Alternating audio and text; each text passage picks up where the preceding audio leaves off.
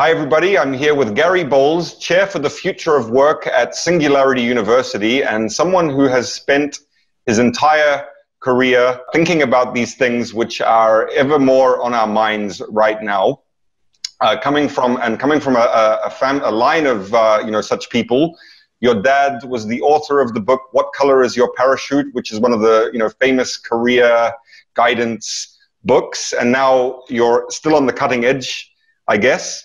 So, starting off with a question that I got from your friend, John Hagel. Everyone likes to start these conversations with what is work? Let's define work. John prefers to start with what should work be? And do you have an answer for that? Absolutely. So, first off, the wonderful thing about a concept like work is that it has a long and venerable history, which we frequently debate, and it has very subjective connotations to a wide variety of people. So if we're going to imagine what work is, then the anchors that I think are most important is that it's our human skills that we're using to solve problems. And there's a lot of different contexts. We don't always solve problems. Sometimes we simply perform creative acts. But often for compensated work, there's a problem to be solved. We have human skills, and then we perform tasks to get those problems done. And the challenge with the way that we've sort of shifted our mentality around work is that we've become very task-centric. And the difficulty with that is twofold. The first is that when we focus just on the tasks, we tend to, in organizations, lump them together and call them processes, and then we fall in love with our processes, and we forget the problem that was being solved in the first place. And it doesn't matter if the problem was a complex market entry strategy for a company, or it was a very difficult challenge of trying to come up with a new medical response to the virus. What we do then is we have these tasks that we perform, we lump them into processes, and organizations then become all about those processes. But as humans, we're actually problem solvers. When we come out of the womb, that's what we do. Is we're trial and error machines of trying to solve problems. And so we need to completely change our thinking, our mindset around the kinds of problems that we love to solve. And then the human skills that we bring, and other attributes that we bring to bear to solve those problems. That's what work should be. It should be the context that allows people to understand what drives them the most, what skills they love to use, the kinds of problems they most love to solve, and then creating the kind of structure that allows people to optimize, to be able to connect to those particular kinds of problems. That's really how we create value. Mm-hmm. And so do you have any views on the dynamic or the differences between skills and capabilities? So John and I are good friends. We talk often. And one of the marvelous things about this time is that I think because so many people now are focusing on this area of human capacity, of human potential, that the good news is there's a lot of attention, and the challenge is that when we go through these big shifts in markets, we use different words for the same things and same words for different things. So actually there's really, really good research going back literally to the 1940s by a guy named Sidney Fine, who was sort of an unofficial uncle of mine. He was a contemporary of my father's and a great friend of his. And Sid ran something called the Dictionary of Occupational Titles, and he broke skills down into 3 categories. There are knowledges, which are bodies of information that are rooted or anchored in a particular arena. Your knowledge of brain surgery doesn't help you to repair a car engine, or hopefully vice versa. So the first is knowledges. The second is transferable skills, skills usable in a range of different situations. And they're often gerunds, they often end in ing. Analyzing, persuading, collaborating. And those skills can be used in a tremendous range of different contexts. And then there's a third kind of skill, which is actually the skills that we use on ourselves, self-management skills, what we often call traits. And so if you think of this as our human energies being directed, knowledges, what we often call hard skills, are directed at bodies of information. Soft skills, which includes those transferables and traits, they're focused on things like data, people, things. or ourselves. The traits are focused how we drive our energies towards ourselves, how we show up on time, whether or not we're able to run to completion on tasks, and so on. So what John is basically talking about is that grouping of especially transferable skills and traits, self-management skills. And he calls them capacities or capabilities because essentially what ends up happening is they define a lot of the how we do our work. And so what we're both in violent agreement on is that that older focus on these knowledges, on these hard skills, is eroding because the shelf life of information is eroding as well. And so the amount of time that something you learned in college is useful over your career is actually shortening dramatically. So that more learning is becoming what I call just in time and just in context. And instead, it's these transferable skills and the traits, the energy we use on ourselves, that are becoming far more critical. What we often call soft skills are far more critical in many work situations, and especially in situations like today where we need to adapt so dramatically. And could you run us through your top X of those? Sorry, of which? Could you run us through your top, your top 5 or so soft skills? Oh, okay. All right. Yeah. So I'm sorry, I misunderstood. So I talk about 4, and I'll throw a couple extra into it. So I talk about problem solvers who are adaptive, creative, and with empathy. Mm-hmm. So problem solvers, because that's why we pay people. That's why people pay us, is to solve a problem. Adaptive, because as I think we've proven since January of this year that we can all suddenly be working in completely different contexts, so we need to be able to continually adapt.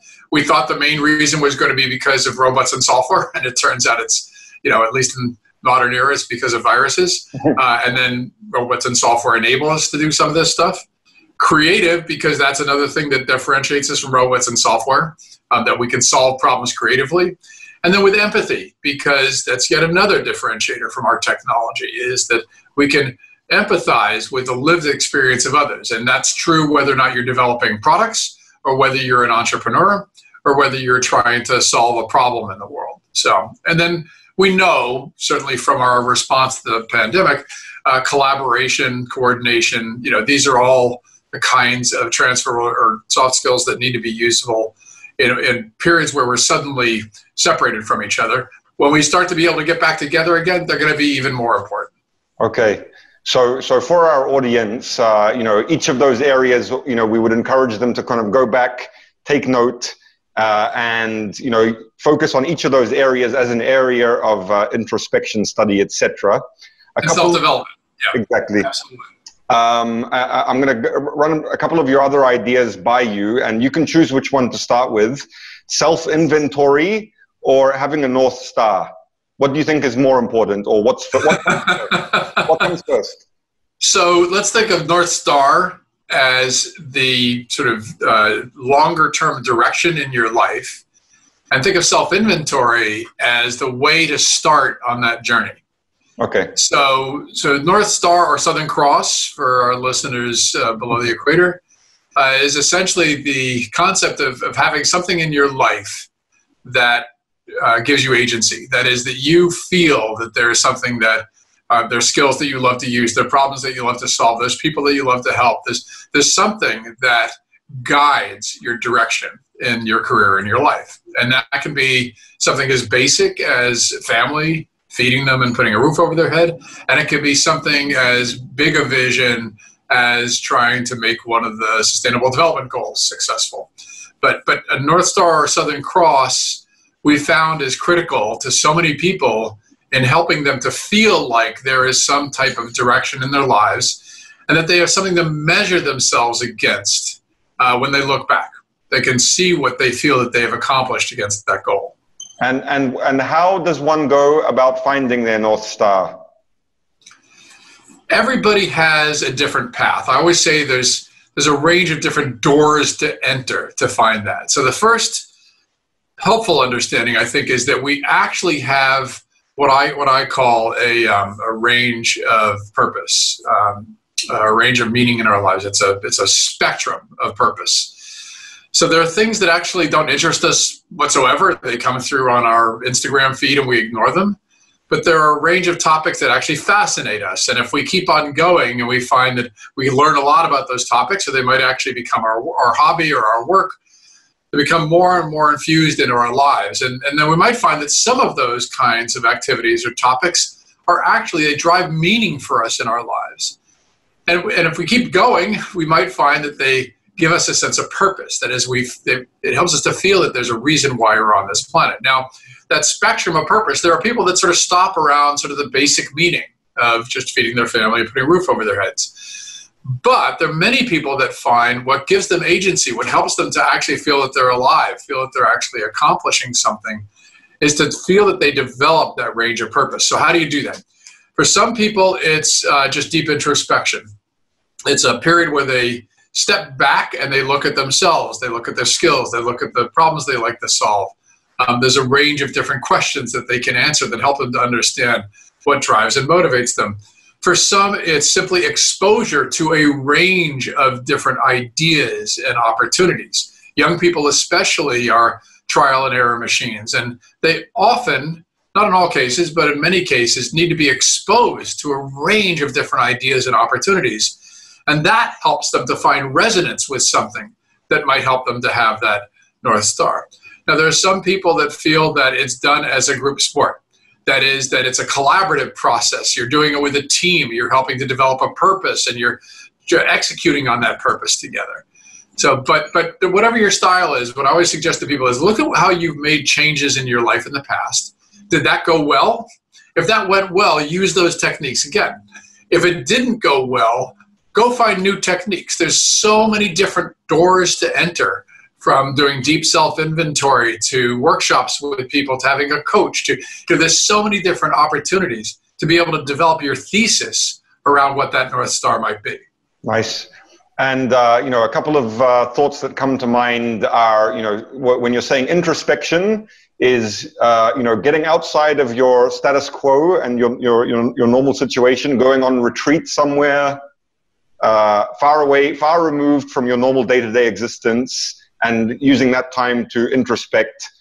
The other one, in terms of, like going to events or conferences or gatherings where you'll, kind of like have this Brownian motion of bumping into new people and new ideas. So one is like self-directed, one is like external a little bit. Probably the combination will work. Do you have any recommended, like if we spoke about the retreat format, do you have any recommended retreat kind of activities for people to do for this purpose, finding your purpose? Yeah, absolutely. So first off, I would say, for some people, the response to the pandemic has been a time that actually was enforced introspection. They're either working less or they're not getting on a plane. I mean, I haven't gotten on a plane since February and maybe March, and that's pretty unusual for me. Mm-hmm. John Hagel and I were just saying that neither of us has been home or not on a plane for so long in our adult lives, as long as we can remember. Yeah. For some of us, this is that enforced period of introspection. And there's still, a lot of the distractions of our day-to-day lives.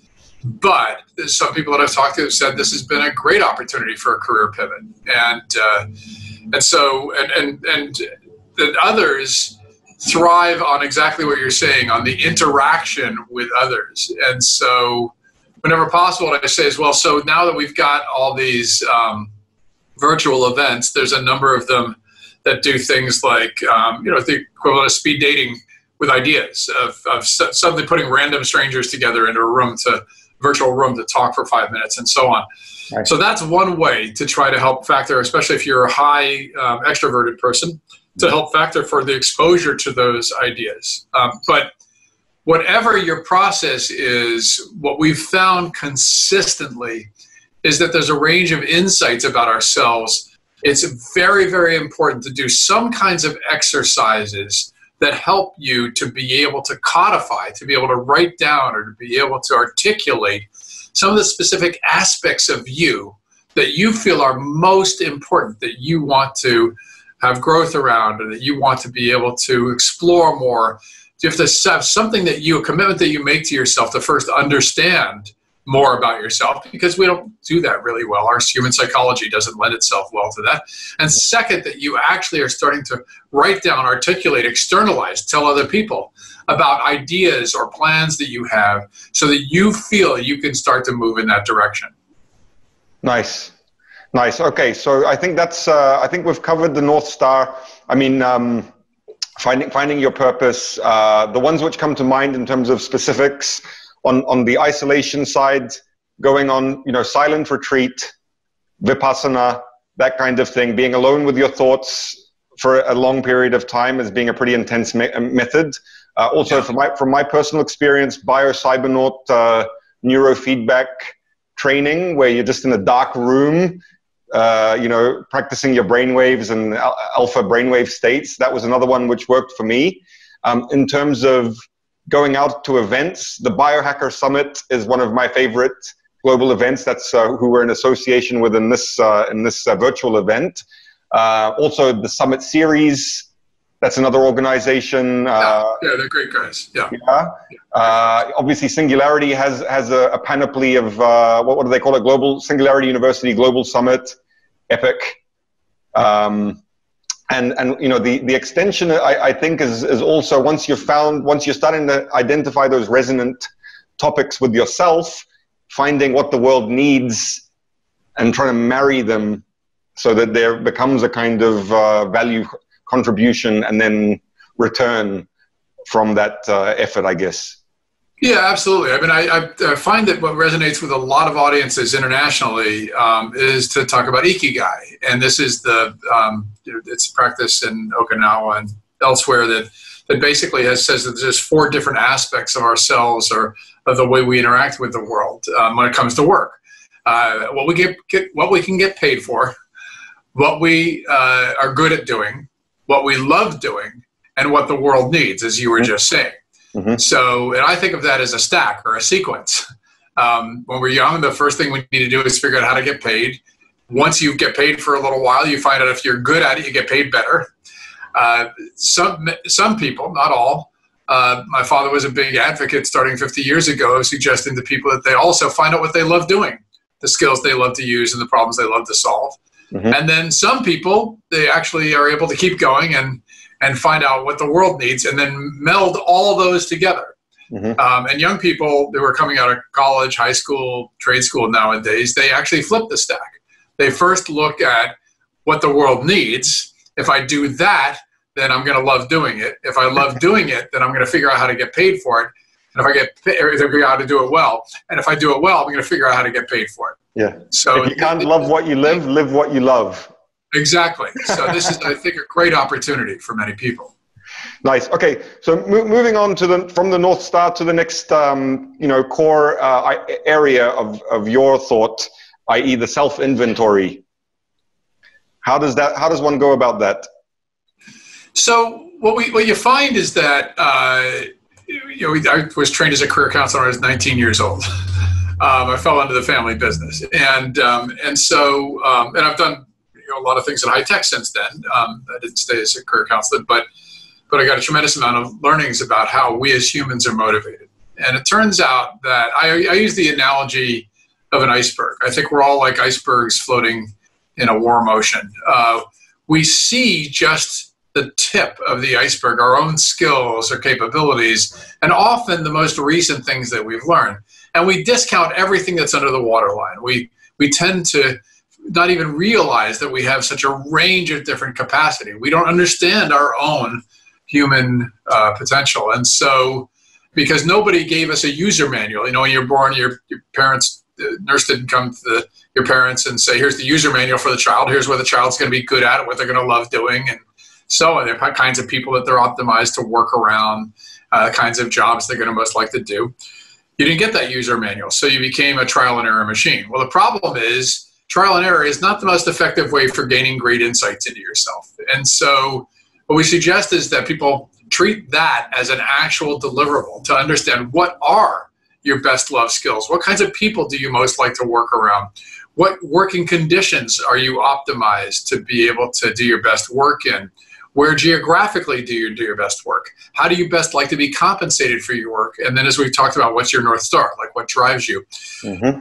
You can take a range of different techniques to do that. From my father did something called the flower, where he basically walked through exercises, 7 different groups of exercises to help you understand all those different aspects of you. There's inventory, self-inventory quizzes like Strengths Finders. Some people find the Myers-Briggs gives great insights. So there's a range of different ways that you can gather that information about yourself. Are these in your courses? I'm sorry. So there's so we actually have a course right now on Udemy that will soon be on another platform that is specifically focused on self-inventory. Strengths Finders is a book and an online quiz. You can do the same thing with Myers-Briggs. There's a virtually unlimited number of these tools. True. And but the basic premise of all you can and there's lots of books from What Colors Your Parachute, as we talked about, to Designing Your Life. Yeah. You want to find the tools that are most resonant with you, but the reason we call it self-inventory as opposed to testing is that testing has an answer. And self-inventory doesn't. Self-inventory is like basically looking at what you've got in your luggage when you're going to go on a trip. Mm-hmm. What are the skills you already have? What are the skills you most want to develop? What are the kinds of working situations that you most would like? That self-inventory is very, very different from the mentality of testing, because it puts you in the driver's seat. Mm-hmm. The outcome is what makes you feel that you have better insights about yourself. Nice. And so, but you have a Udemy course about self-inventory? So the flower that I talked about, those 7 different aspects of you, sure, on Udemy, yes, there's a course. What's it called? It's just search for my father's name, Richard Bolles. So, okay. So you published it on Udemy? Sorry? You published that on Udemy? Yes, correct. Very nice. It's actually my father teaching his own methods. Amazing. Yeah. Okay. So now we've got the self-inventory locked down. What are the, what I've been telling people, originally this summit was going to be about biohacking remote work. And then I started diving into the field of work, and I realized that really this coronavirus is perhaps a blip on the radar of history. Okay. It's a slight correction, or people are saying it's a massive shift, etc. But I think that it pales in comparison to the really big things which are coming on the horizon, i.e., AI, automation, etc.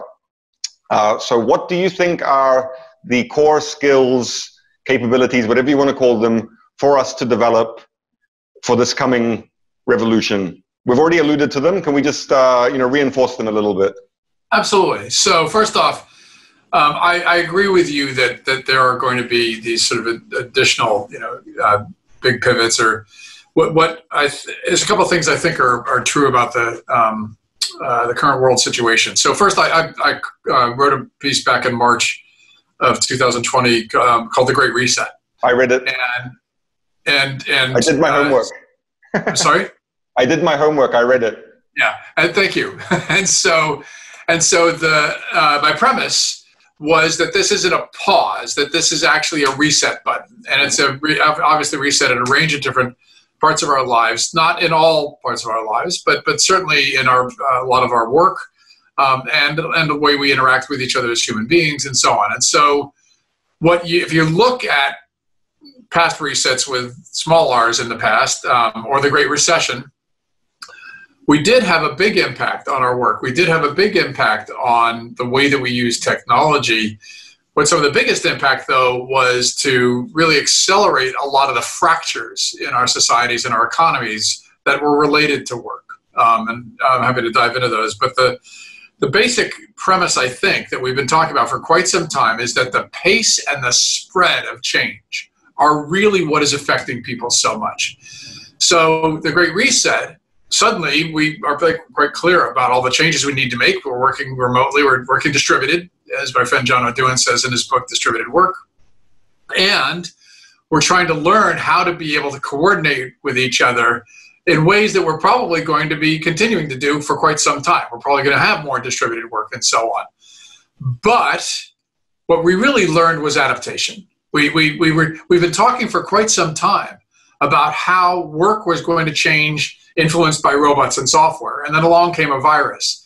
And overnight, we started collaborating with each other outside the office, which is not something many of us were doing before. My wife and I, we've been working out of the house for 15 years, but there's a lot of people, that was a big shift for them. Mm-hmm. So along come these big changes that you're talking about. So we're going to have, obviously, sooner or later, there's going to be generalized artificial intelligence. We're going to find that there's going to be greater and greater connection in human-computer interfaces. These are going to be seismic changes. Exactly. So I think the Great Reset is actually training wheels for the adaptation process in the world of work. We're going to continue to do this. We have to have the takeaway that we can do this, that we all adapted. Well, not all of us. There's a range of work. There's a spectrum of work, from work that was really easy to do from remote and work you cannot do from remote. You can't easily serve a customer at a lunch counter from remote. I mean, it's possible with a robot, but it's not easy. So there's that spectrum of work, and the people that had to be in place, they had a much harder time. They continue to have a much harder time, especially in places where the virus still has a deep hold. But these more remotable kinds of work, all that was really getting in the way was our mentality, our mindset around management. Mm-hmm. We had this been done this way. Yes, exactly. With this, I call it management by surveillance. Yeah. We had this belief that we had to see the person in front of us to manage them. Well, guess what? There's a whole bunch of work where that's not necessary. And so it all comes down to trust. Mm-hmm. It's trust. And so I think what we've done is we've taken the scales off of our eyes. We understand now, okay, if we can put together the context for trust so we can get our work done, that's allowed us to adapt and to continue to collaborate and coordinate. How are we going to deal with some of these big seismic changes that are coming around much more AI-infused work, much more connection to our computers? That's unfortunately going to be much, much harder for people that have not gotten a baseline exposure to technology, that don't think of themselves as I say, pace workers, don't think of themselves as problem solvers who are adaptive, creative, and with empathy, because it's going to be much more difficult for them to be able to leverage those technologies. Instead, what you've seen with a lot of people, especially teachers, older teachers that are not familiar with the technology, the stumbling block of just setting up a Zoom call has been almost insurmountable. And so that's really going to be one of the greatest challenges, is to help people to use those tools. Okay, so let's just go back a little bit to the concept of adaptation as being, my original question was what are the core capabilities, etc. You said adaptation is one. Okay, now for some of us it might be a simple kind of mindset shift. Okay, now I'm adaptable. I think I'm adaptable, therefore I am adaptable. But how does one exercise that adaptability muscle, or how do you become more adaptable? So it's an excellent question. I've got 9 courses on LinkedIn Learning with about 1/3 students, and what I tried to break down were some of the different aspects of the things that can be most helpful to us in this. Again, the pace and the spread of change. Mm-hmm. The first one is learning agility, which is probably one of the most popular courses. What I try to help people understand is that there's not just that mindset of that I'm a learner, but there actually are practices. There are ways to be able to expose yourself to new ideas, to test out new ideas, to collaborate with others, to try to change habits. All those techniques are really, really critical tools. Brush your teeth. Brush your teeth with your left hand. Exactly. Yeah. Yeah. Right. We tend to have a lot of habits. Yeah. Now there's if that anchoring interests you, you should read the work of a gentleman by the name of B.J. Fogg at the Persuasive Technologies group at Stanford. And he talks about how you actually can hack your own habits. Yes. and change the way that you do things, even that are deeply ingrained, activities that you've done for a long time, and you can create new habits. So, but this is actually one of our greatest challenges as humans. We kind of do fall into these habits. So learning agility is the first one. Second is... And agility is like moving fast. Well, agility is in a sport, for instance, agility is actually the ability when you're doing one thing to do another. Okay. So if you are standing still and suddenly can be moving down a court very quickly, or if you're going one way towards somebody, you can suddenly go the other way. That's typically what we think of as agility. So the ability to change course very rapidly. Not to be confused with multitasking. It's very different. Yeah.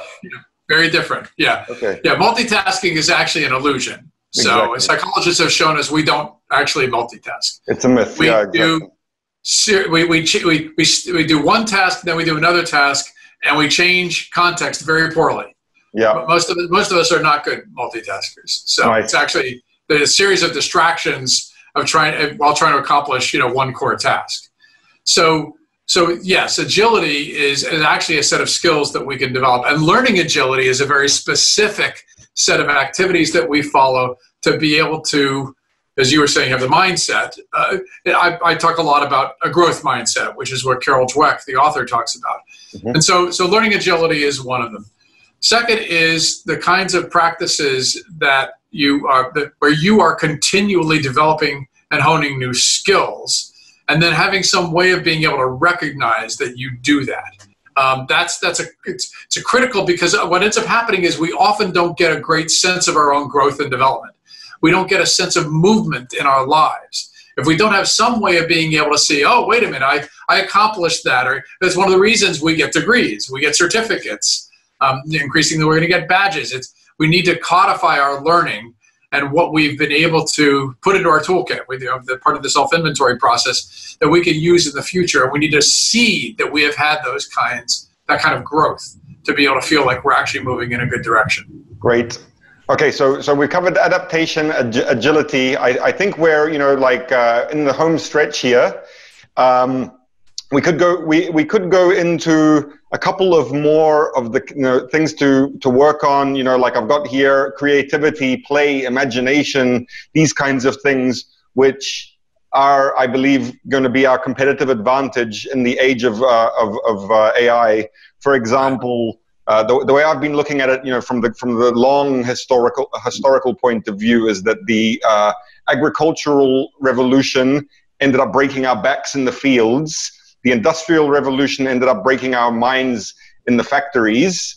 And, now we've got these comfy office jobs, which many of which, like put the person serving the food on the plate on the side. I'm talking about, like the knowledge workers who are themselves or ourselves, who we ourselves are going to get disrupted. And so what the tools in the toolkit to mitigate that are creativity, play, imagination. Am I missing anything there? Am I on the right track? What do you think? Oh, you're absolutely on the right track. I mean, I think the things that we often forget is that we've got this engine around productivity and deliverables and so on, and we become very, very goal centric, become very, very task centric, and a little mechanistic. That is, we can fall into the trap of feeling that the work that we're doing, especially if it's repetitive work, or if it's work that we feel we have to follow a set processes over and over again, we can lose a little bit of our sense of us as humans and being creative problem solvers. So yes, absolutely. If you think of tasks that are really repetitive and same kinds of problems to solve over and over again, that's the realm of robots and software. It's that upper right quadrant of creative problem solving, of being able to collaborate with others, of being able to continually iterate and develop new solutions to problems. That's really the domain of humans for the future. Great. Okay, well, in wrapping up, I mean, I think we've covered some pretty powerful territory here, so thank you. What do you think that we've missed? What would you like to kind of leave the audience in parting with? So I do want to say, depending upon the country that you're in, we're in a period of great uncertainty. And when it comes to work, great turmoil. There's a lot of unemployed people. You know, we have 30 million people in the U.S., 39 million people now that we admit to being unemployed. And there's a lot more. And work has become far more precarious, as we've seen here in California with, you know, Uber and Lyft drivers suddenly having no work to do. And so what I feel is very, very important is if you have, you know, if you, our listeners, feel that you've got meaningful, well-paid work, that's awesome. Have the empathy for others that don't, and figure out what you might be able to do to support your efforts. If you are disconnected from work right now, then what we find is that over and over again, the same processes are useful.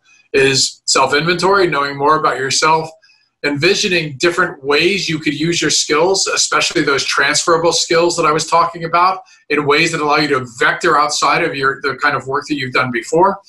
And then the mechanics of actually finding or creating that work. That's one of the things that I think is actually an opportunity in this era, is we're much more open to Zoom calls and connections from people, because that's what we're all doing all day. So it's critical for, if you're not connected to work right now, to feel that you've got the support, to feel that you've got the process, to feel you've got the techniques to go find or create that work, even in as challenging time as it is today. Okay, brilliant. Well, thank you so much. You're an absolute legend. I can't think of many more people who are more suited for this theme. So thank you for sharing your wisdom. As always, we will share how people can find out more about your materials. And until the next episode, sir. All right. Thank you very much. Great to talk to you, as always. Take care, Alex. Ciao. All right.